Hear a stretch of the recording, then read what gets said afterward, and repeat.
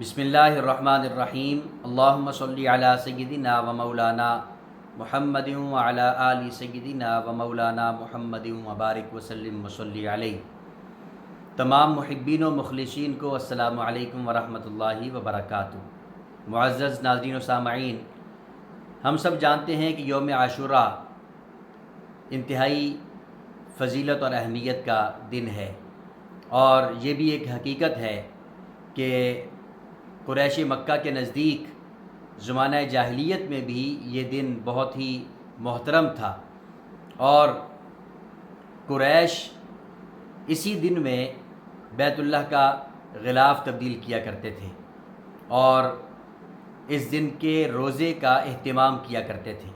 اور حضور نبی کریم صلی اللہ علیہ وآلہ وسلم کی یہ عادت مبارکہ تھی کہ قریش مکہ ملت ابراہیمی کی نسبت سے جو بھی اچھے کام کرتے تھے، حضور علیہ الصلوۃ والسلام ان اچھے کاموں میں قریش کے ساتھ اتفاق اور شراکت اختیار فرمایا کرتے تھے۔ چنانچہ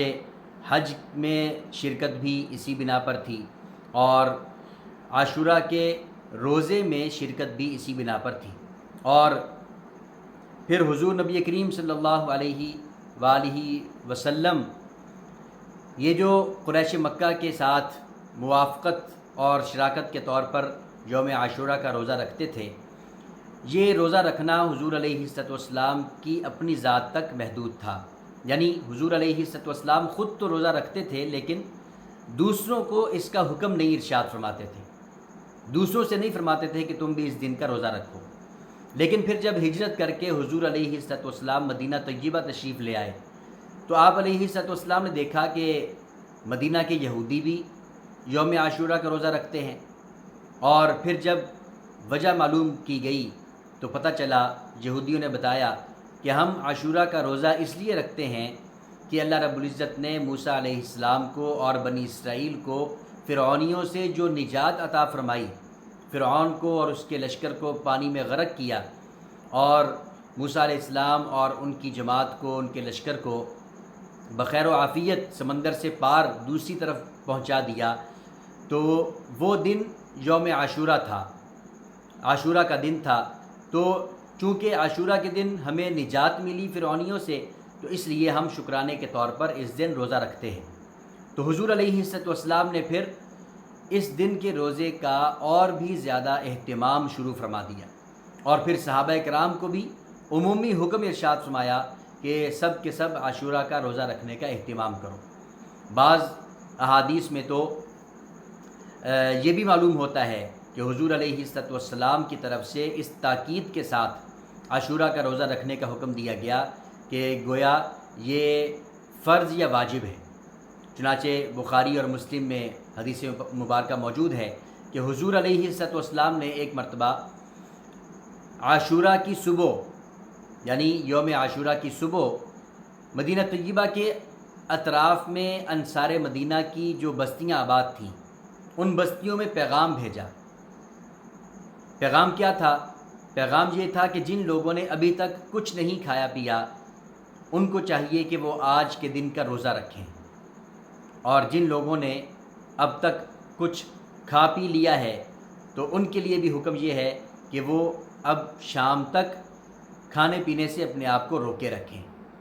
تو اس سے پتہ چلتا ہے کہ حضور علیہ الصلوۃ والسلام کس اہمیت کے ساتھ یوم عاشوراء کا روزہ رکھتے تھے اور دوسروں کو بھی حکم ارشاد فرماتے تھے۔ میرے دوستو، یوم عاشوراء ایسا عظیم الشان دن ہے کہ جس کے ساتھ ہماری تاریخ کے انتہائی بڑے بڑے اور اہم واقعات جڑے ہوئے ہیں۔ چنانچہ اگر ہم تاریخ کی کتابوں کا مطالعہ کریں تو مورخین نے بہت سے اہم واقعات یوم عاشوراء کی نسبت بیان کیے ہیں۔ مثلا یہ بات کہ یوم عاشوراء ہی کے دن اللہ رب العزت نے زمین و آسمان کو اور لوح و قلم کو پیدا کیا، اور عاشوراء ہی کے دن آدم علیہ الصلوۃ والسلام کو پیدا کیا، پھر عاشوراء ہی کے دن آدم علیہ السلام کی توبہ قبول کی گئی۔ جو ایک مشہور واقعہ ہے، ہم سب جانتے ہیں کہ اللہ رب العزت کی طرف سے جب آدم علیہ السلام کو زمین پر اتار دیا گیا تو جو ایک بھول ہوئی تھی آدم علیہ السلام سے، اس پر روتے رہے، معافی مانگتے رہے، تو بالآخر 40 سال کے بعد اللہ رب العزت نے آدم علیہ السلام کی توبہ قبول فرمائی۔ وہ ایک الگ سے لمبا قصہ ہے۔ تو یہ جو توبہ کی قبولیت ہوئی، مورخین نے لکھا کہ یوم عاشورہ کے دن ہوئی، اور اسی طرح ادریس علیہ السلام کو اللہ رب العزت نے جو آسمان پر اٹھایا وہ بھی عاشورہ کا دن تھا۔ ابراہیم علیہ السلام کو آتش نمرود سے نجات ملی، اللہ رب العزت نے اس آگ کو ابراہیم علیہ السلام کے لیے گل گلزار بنا دیا، تو وہ بھی عاشورہ کا دن تھا۔ اسی طرح اسماعیل علیہ السلام کی پیدائش ہوئی تو وہ بھی عاشورہ کے دن ہوئی، اور نوح علیہ السلام کی کشتی کو ایک انتہائی ہولناک اور وحشتناک تباہ کن سیلاب سے بچا کر جودی پہاڑ پر روک دیا اللہ رب العزت نے، اور نوح علیہ السلام اور ان کے جو ساتھی تھے ان کو اس سیلاب سے نجات ملی، تو مورخین نے لکھا ہے کہ وہ بھی عاشورہ کا دن تھا۔ اسی طرح یوسف علیہ السلام کو قید سے نجات ملی تو وہ عاشورہ کا دن تھا۔ یوسف علیہ السلام ایک لمبے عرصے کے بعد اپنے والد ماجد یعقوب علیہ السلام کے ساتھ ملے، ان کی ملاقات ہوئی تو وہ بھی عاشورہ کے دن ہوئی۔ اسی طرح سلیمان علیہ السلام کو بادشاہت ملی تو وہ بھی عاشورہ کا دن تھا، اور ایوب علیہ السلام کو بیماری سے شفا ملی تو وہ بھی عاشورہ کا دن تھا، اور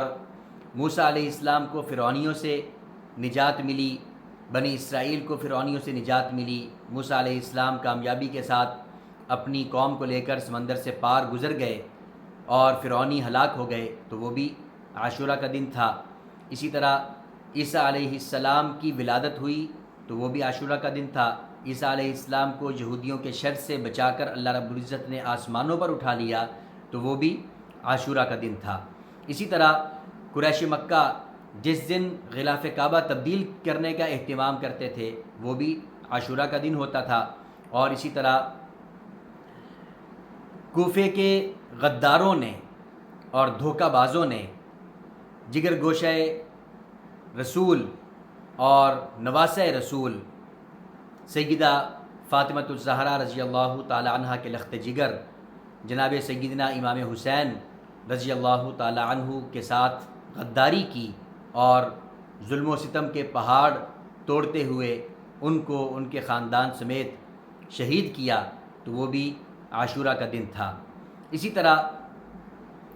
قیامت کے بارے میں بھی یہی کہا جاتا ہے کہ جس دن قیامت قائم ہوگی وہ بھی عاشورہ کا دن ہوگا۔ میرے دوستو، یہ چند تاریخی اہم ترین واقعات ہیں جو عاشورہ کے ساتھ جڑے ہوئے ہیں۔ ان میں سے بعض واقعات تو ایسے ہیں کہ جن کے بارے میں تحقیق سے یہ بات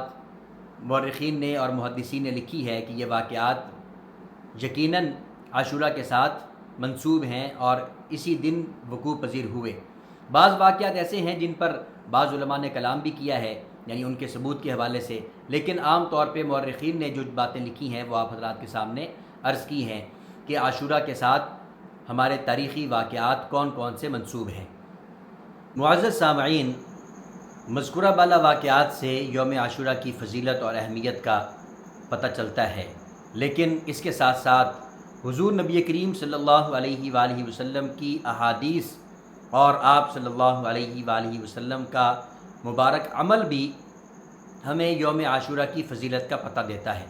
چنانچہ عبداللہ ابن عباس رضی اللہ تعالی عنہما فرماتے ہیں کہ میں نے کسی بھی فضیلت والے دن کا روزہ رکھنے کا اس قدر اہتمام کرتے ہوئے رسول اللہ صلی اللہ علیہ وآلہ وسلم کو نہیں دیکھا جس قدر یوم عاشورہ کے روزے کا اہتمام کرتے ہوئے دیکھا۔ تو اس سے یہ پتہ چلا کہ نفلی روزوں میں سب سے زیادہ اہمیت اور فضیلت یوم عاشورہ کے روزے کو حاصل ہے۔ اور اسی طرح عبداللہ ابن عباس رضی اللہ تعالی عنہما سے ہی روایت ہے کہ رسول اللہ صلی اللہ علیہ وآلہ وسلم نے ارشاد فرمایا کہ کسی بھی دن کے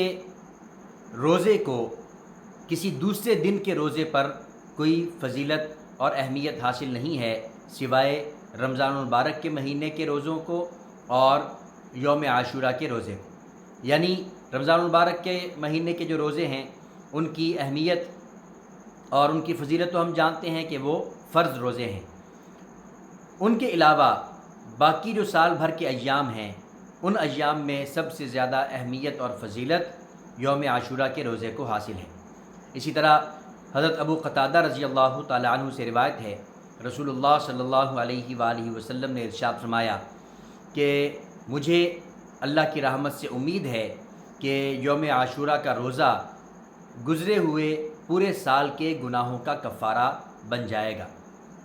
میرے دوستو، یہ فضیلت اور اہمیت ہے جو زبان نبوت سے بیان ہوئی یوم عاشورہ سے متعلق، اور تاریخی واقعات بھی اس حوالے سے جو وقوع پذیر ہوئے وہ آپ حضرات کے سامنے عرض کر دیے۔ دعا ہے کہ اللہ جل شانہ ہمیں یوم عاشورہ کی فضیلت اور اہمیت کو سمجھنے کی اور اس دن کے روزے کا اہتمام کرنے کی توفیق عطا فرمائے۔ وما علینا الا البلاغ المبین۔